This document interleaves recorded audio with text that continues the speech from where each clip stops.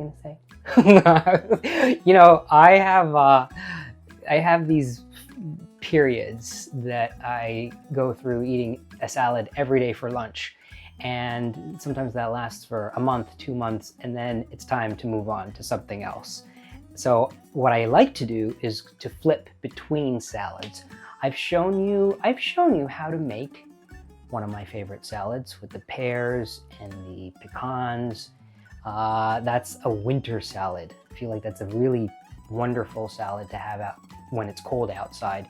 This is the salad that I enjoy when it starts to get warm, specifically when tomatoes, local tomatoes, start showing up at the grocery stores. This is my version of a Greek salad. And I was in Greece once. We had a wonderful opportunity to go in a boat, like a small chartered boat, just 4 of us, anywhere we wanted. And our captain took us to all the party places the first couple of nights because he thought that's what we wanted to do. And I went to him and he's like, "Where are the donkeys? Where are the grandmas? Look in this guidebook. I want to see this." And he took a drag from his cigarette and he's like, "This Greece does not exist anymore. You want to see this, you have to go far, far away." And I was like, "We hired you with your boat. Please take us far, far away." And he kind of let out a sigh because he wanted to party. He was living vicariously through the young people that hired his boat, going from island to island, sort of just watching them clubbing. And when I presented this request, he reluctantly agreed. And then the magic began. We went to some islands where there was hardly, not even one tourist, where on the entire island there were just a few little families with goats and one little shack where they would make lunch for the billionaire's yacht that happened to show up that day, stuff like that. And it's on those islands that I encountered the real Greek salad, where tomatoes, cucumbers, feta were cut up roughly, sprinkled with dried oregano, drizzled with olive oil that was like local, and it tasted incredible because the stuff was really grown right there. So I try to bring back some of that authenticity in this salad. Obviously, it really relies on wonderful produce, which is difficult to find all year round, but there are a few things that I do to try to get close or closer to that. So the Greek salad that I make starts with romaine lettuce. This is something that many of the Greek salads in Greece didn't have. They didn't actually have the lettuce part, but I like to start with the lettuce. I've washed this. I've dried this. If you have a salad spinner, use a salad spinner. I don't have a salad spinner. And you can cut it or tear it.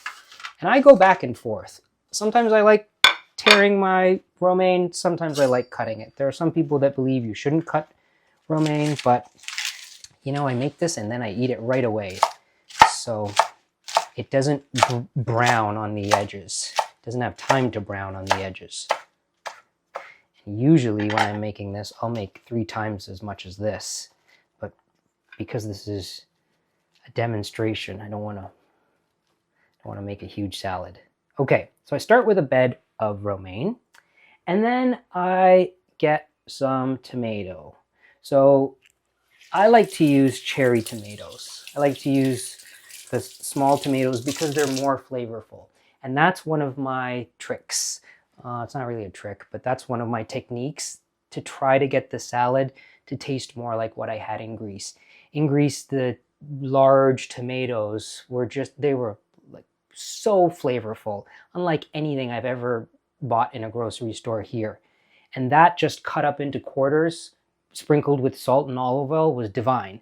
So the closest that I can get from stuff that I buy in the grocery stores are these little tomatoes, especially when they say that they're local, because these are sweeter and more full of flavor. If you have a farmer's market and the farmers are growing tomatoes, buy the cherry tomatoes, because you'll probably be more pleased. So what I do is I cut the cherry tomatoes into quarters. And different people do this differently and have their preferences, But I like to cut up all the ingredients to the Greek salad fairly small. Okay. And again, I really would be making 3 times as much as this. So that's pretty good. Next, cucumber. Cucumbers in Greece were also amazing.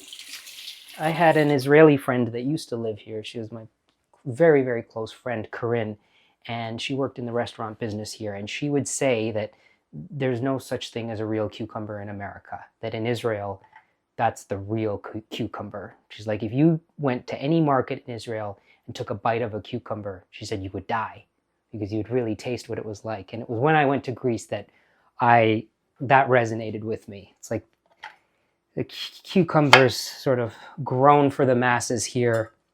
They lack flavor. If you have a garden, you probably get closer to growing cucumbers that have flavor, or again, the farmer's market. But what I do, so I cut the cucumber up really small, dice, like a dice, and then I just sprinkle this on top. Next, olives. And the olives for a Greek salad should be pitted Kalamata olives. You can buy the olives and take the pits out yourself, but it really is a pain. So save yourself the time and get pitted Kalamata olives. And there's varying quality when it comes to bottled olives. Some taste better than others, and I like this variety, pearls. I've had it before. I do try different varieties. Like at the grocery store, if there's something else, I think, oh, why don't I just try this? Roland is like one of the big brands. They're usually good.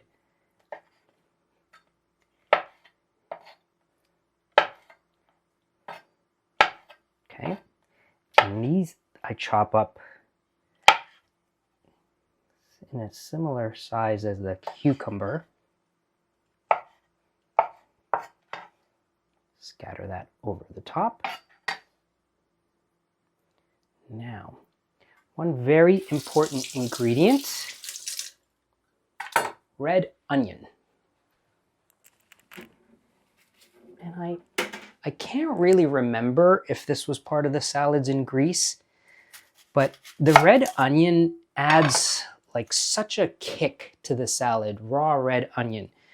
Warning, this is not a salad that you want to eat before you have a meeting with someone or you're going to be speaking closely with people, because there's raw onion in here and there's garlic. And I have found from experience that it sort of comes back to haunt you a couple hours later after you've eaten this. So I put just a little of this red onion on, and I like to just put fine slices of it over the salad. You can dice this as well, but I prefer it to be this way. Just a little bit of red onion. And now, feta cheese. And I'm very lucky. I live close to a wonderful grocery store called Fairway, and we have a cheese department with a cheese counter where you can buy like 4 different varieties of feta by weight. And the feta is stored in liquid, like in a brine. And when I buy it, I ask them to put it in a container with some of the brine. It just keeps it really moist and flavorful. Many grocery stores just have sort of packaged feta. Sometimes it's sold in liquid. This stuff is my favorite feta. It's Bulgarian feta. It has a sweetness to it. So I get it like this. I just break off a little piece. Like that.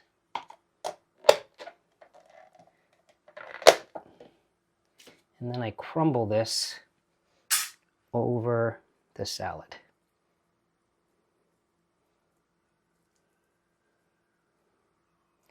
And I love the colors. Once that white goes on, I just think it's like a beautiful still life painting. Okay, now we're ready to make the dressing. I make the dressing in a little container with a lid so that I could shake it.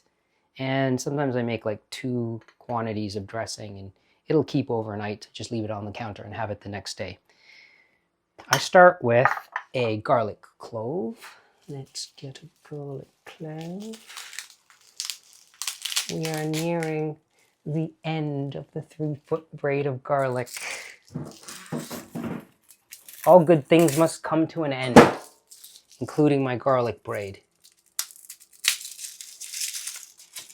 Okay, garlic gets peeled and very finely chopped, like as tiny as you can get it. You can also just grate it. I have a little microplane. Sometimes I use that, but for this amount of garlic, I admittedly don't want to wash the microplane. So just chop it up. Try to save on the washing by not using as many tools.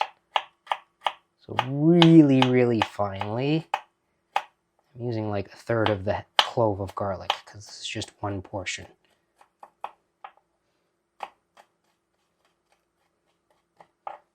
Okay. Okay. That goes in there. Then some salt. Now here's another tip. This salad really needs salt. Don't be light on the salt or it won't have flavor. I put salt in the dressing and then I take a little bit of salt and salt the salad as well. Just so that all those ingredients now have a bit of salt on them. That's very important that you do that. Sometimes I forget and the salad just does not have that pop. Black pepper goes into the dressing. Another key ingredient, what really makes a Greek salad, and this is what they had in Greece. They would sprinkle it on everything, the meats, the tomatoes, everything. Dried oregano. And this is Mediterranean dried oregano. When you add it to anything, just squeeze it between your fingers so it just like crumbles it and kind of activates it. You can smell it more when you squeeze it between your fingers. I put a bit in the dressing, and then like the salt, I put a bit over the salad dry, just so that it touches all the ingredients. And then I got red wine vinegar. Invest in the best red wine vinegar you can find. This makes a huge difference when you have good vinegar. And I've tried all different kinds of red wine vinegars, and this is a great one. Badia al Coltibuono. Coltibuono is the brand. Delicious. It's so good. My old friend Nicholas Alziari, we're going to need him. Before we add him, close this up, give it a good shake. Really good shake, because you want to dissolve that salt. Okay. Now, you want equal parts vinegar and olive oil. So if there's 2 tablespoons of vinegar in there, add 2 tablespoons of olive oil. Give that a shake. And it should be, you should shake it until it's emulsified, which means that it's come together and you don't see separate oil and separate parts of vinegar. It just looks like one unified liquid.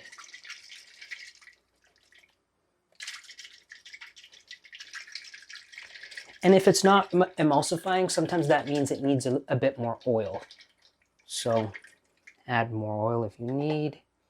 There we go. See how that's all one thing now?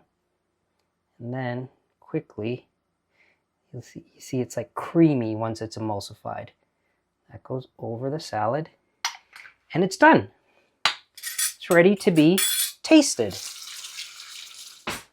I've been making this salad for years.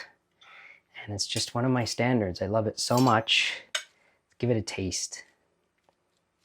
So I like to arrange it like this. I don't mix it all together. I feel like scattering the vegetables over top of the lettuce and then pouring the dressing on top works really well. And then I eat it just from one side to the other, picking up whatever is in my path.